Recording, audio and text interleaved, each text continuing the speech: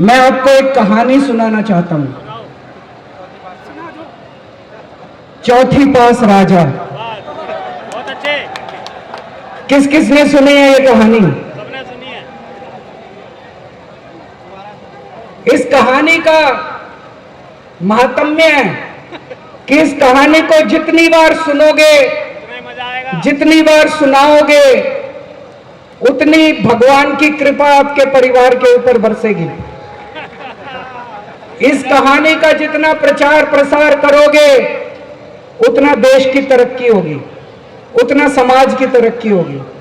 तो जिन लोगों ने कहानी सुनी है, वो भी बड़े ध्यान से दोबारा सुनना, अच्छे से सुनना और इसका खूब प्रचार प्रसार करना। ये कहानी एक राजा की है, एक चौथी पास राजा की कहानी है, एक अहंकारी राजा की कहानी है, एक भ्रष्टाचारी राजा की कहानी है। आप लोगों ने राजा और रानी की कई कहानियां सुनी होंगी। इस कहानी में राजा तो है, रानी नहीं है। बहुत अच्छे। कैच क्या? तो एक महान देश था, कई हजार साल पुराना देश। उस देश के एक गांव में एक बच्चा पैदा हुआ, बहुत गरीब घर में एक बच्चा पैदा हुआ। तो जैसे गांव के अंदर बच्चा पैदा होने पे ज्योतिषी आते हैं, ज्योतिषी आके बच्चे का भविष्य बताते हैं, ऐसे गांव का ज्योतिषी आया। उसने बच्चे की कुंडली देखी और बच्चे की मां को बोला कि माई, तेरा बेटा बड़ा होके बहुत बड़ा सम्राट बनेगा। माई को समझ नहीं आया, मैं इतनी गरीब, मेरा परिवार इतना गरीब, मेरा बेटा सम्राट कैसे बनेगा। खैर, बच्चा धीरे धीरे बड़ा होने लगा। गांव के सरकारी स्कूल में उसका एडमिशन करा दिया। उसका पढ़ने लिखने में मन नहीं लगता था। पढ़ते पढ़ते, क्लास करते करते चौथी में आके उसने नाम कटवा लिया। उसका पढ़ाई लिखाई में मन नहीं लगता था। बगल में, गांव के बगल में एक रेलवे स्टेशन था। घर में बहुत गरीबी थी। वो बच्चा वहां स्टेशन पे जाके चाय बेचने लगा।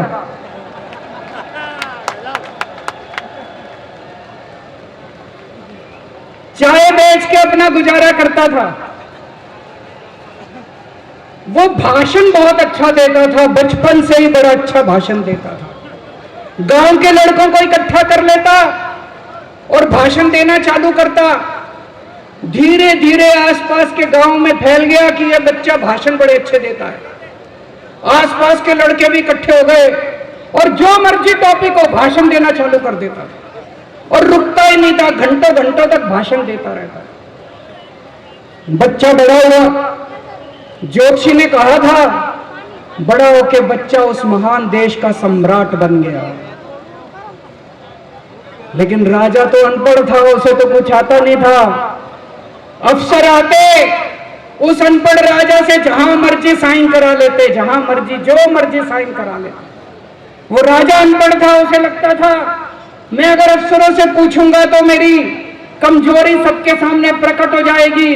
अफसरों को लगेगा मेरे को कुछ आता नहीं है। अफसर जो मर्जी लेके आते थे वहां साइन कर देता था। धीरे धीरे पूरे देश के अंदर फैल गया कि राजा अनपढ़ है, राजा अनपढ़ है। राजा को बड़ा बुरा लगने लगा।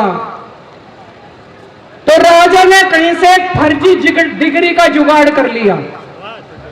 एक फर्जी डिग्री का जुगाड़ कर लिया, एमए की डिग्री का।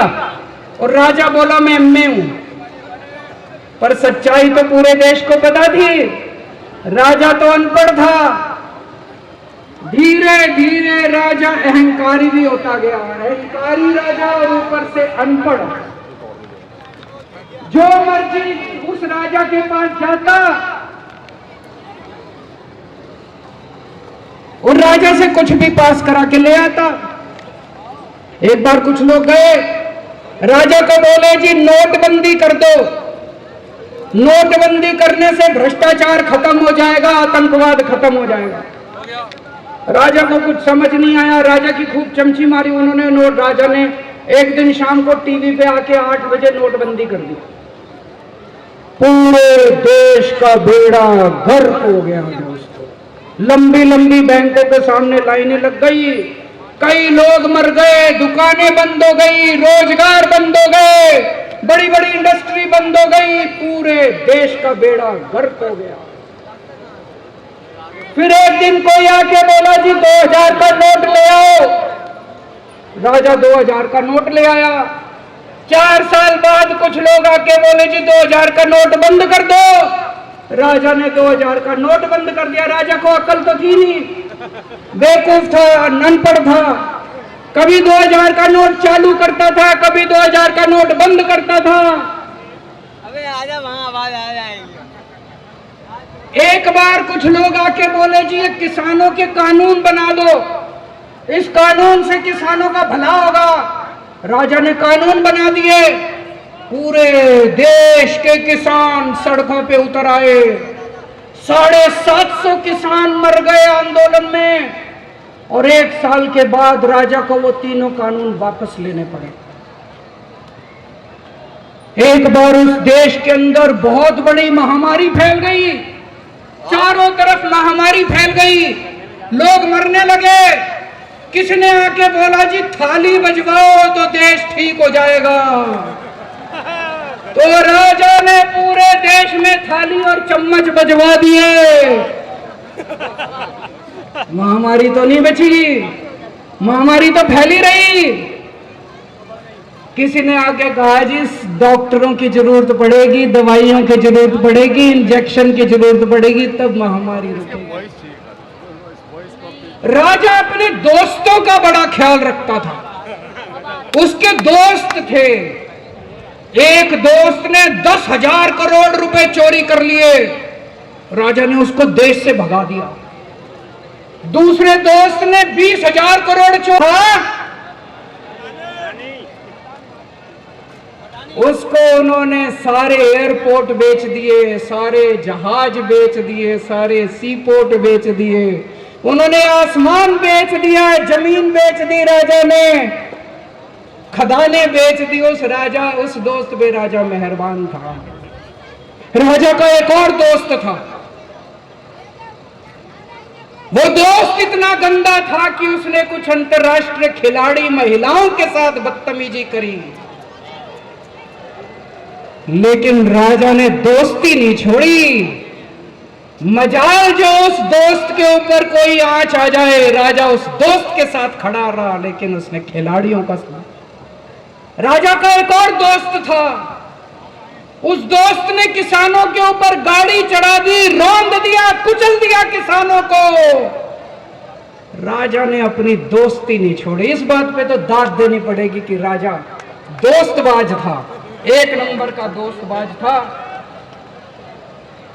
चारों तरफ अत्याचार हो गया, चारों तरफ देश के अंदर इनके अपने लोग जो थे वो बलात्कार करने लगे, गलत काम करने लगे, हाहाकार मच गया। जो राजा के खिलाफ बोलता, राजा उसको पकड़ के जेल में डाल देता। एक दिन एक पत्रकार ने कार्टून बना दिया राजा के खिलाफ, उस पत्रकार को उठा के जेल में डाल दिया। एक दिन एक किसी पत्रकार ने उनके खिलाफ कुछ लिख दिया, उसको पकड़ के जेल में डाल दिया। जो राजा के खिलाफ बोले उसका बेड़ा गर्क। कोई जज अगर उस राजा के खिलाफ ऑर्डर करता था, राजा उसको बख्शता नहीं था। चारों तरफ अत्याचार, महंगाई, बेरोजगारी। ऊपर आसमान में देवता ये सब देख रहे थे कि पृथ्वी के ऊपर कितना घनघोर अत्याचार हो रहा है। सारे देवता इकट्ठे हुए, देवताओं ने मीटिंग करी। सारे देवता मिलकर शिवजी महाराज जी के पास गए और कहा, महाराज कुछ करो, पृथ्वी के ऊपर अन्याय हो गया, अत्याचार हो गया, चारों तरफ बलात्कार, चारों तरफ हाहाकार मचा हुआ है, जनता परेशान हो रही है। पृथ्वी जी, शिव जी महाराज जी ने अपनी तीसरी आंख खोली और दोस्तों यहां प्रचंड पृथ्वी के ऊपर अजीब अजीब घटनाएं घटने लगी। उज्जैन के अंदर महाकाल की 6 सप्तऋषियों की बड़ी बड़ी 10 फुटा भारी भारी मूर्तियां थी। एक दिन बारिश और तूफान आया और 6 की 6 मूर्तियां टूट गई।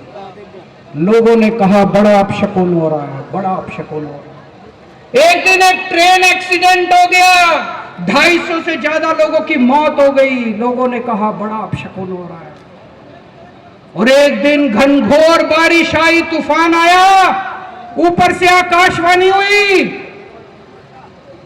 सारे देश की जनता को भगवान ने कहा कि आप महान देश के लोग हो, क्या कर रहे हो, उठो, खड़े हो जाओ और इस अहंकारी राजा के खिलाफ सब लोग मिलकर आवाज उठाओ। भगवान आपके साथ है।